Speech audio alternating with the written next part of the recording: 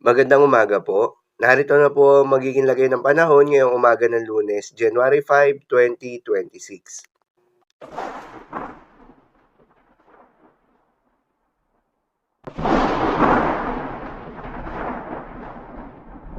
Sa kasalukuyan na tayong sa pag-asa, shear line o yung banggaan ng malamig na northeast monsoon at mainit na easterlies ang patuloy na nakakaapekto sa may eastern section ng southern Luzon at Visayas.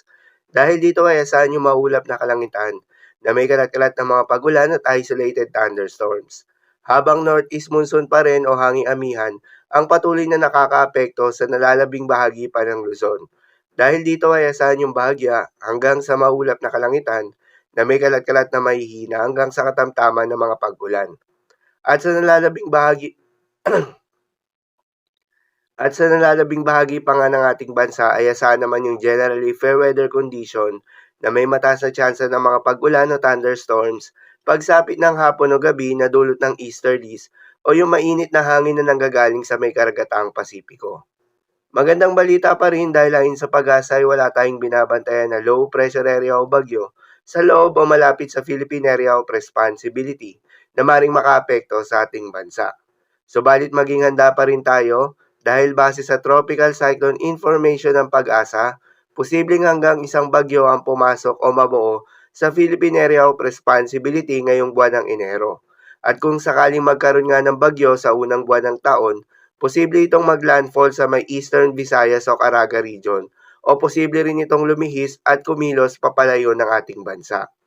Para naman sa magiging lagay ng panahon ngayong araw ng Lunes, dahil nga sa epekto nitong shear line, asahan sa Visayas, Camarines Sur, Catanduanes, Albay, Sorsogon, Masbate at Romblon ang maulap na kalangitan na may kalat-kalat ng mga pagulan at isolated thunderstorms.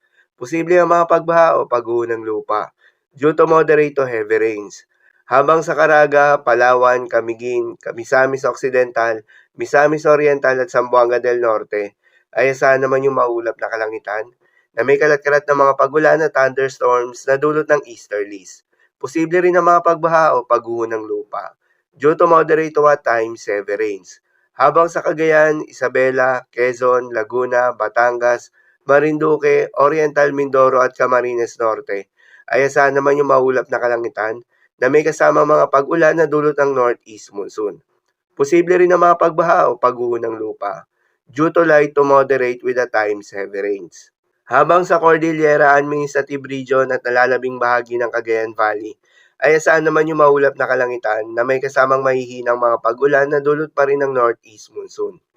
Habang sa Metro Manila at nalalabing bahagi ng Luzon, ay asahan naman yung bahagyang maulap hanggang sa maulap na kalangitan na may kalat-kalat na mga mahihinang pag-ulan na dulot pa rin ng northeast monsoon.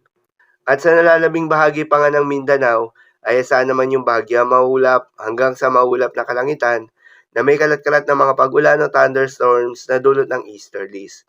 Posible rin na mga pagbaha o pagguho ng lupa during severe thunderstorms.